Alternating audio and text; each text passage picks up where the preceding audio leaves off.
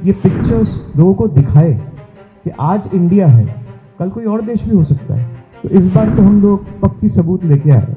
It is not just a case of national security anymore, it is turned out to be a global imperative.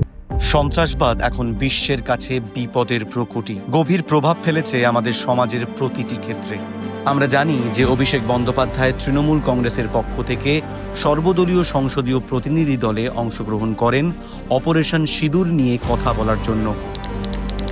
সন্ত্রাসবাদ নির্মূলের জন্য ঐক্যবদ্ধ ও সমন্বিত বিশ্বব্যাপী প্রতিক্রিয়া প্রয়োজন।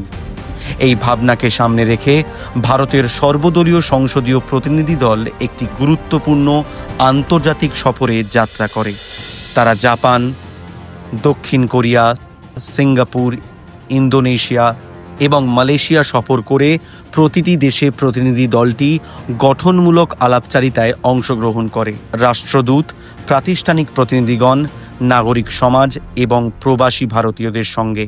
এই সফরের অংশ হিসেবে বিদেশের মাটিতে কিংবদন্তি ভারতীয় ব্যক্তিত্বদের প্রতি আন্তরিক শ্রদ্ধাঞ্জলিও জানানো হয়। এই সফর শুধু কূটনৈতিক মৈত্রীর সীমাবদ্ধতায় আবদ্ধ ছিল না, এটা ছিল একটা জোরালো বার্তা যে সন্ত্রাসবাদের বিরুদ্ধে বিশ্বব্যাপী লড়াইয়ে ভারত দৃঢ় প্রতিজ্ঞ ও অটল।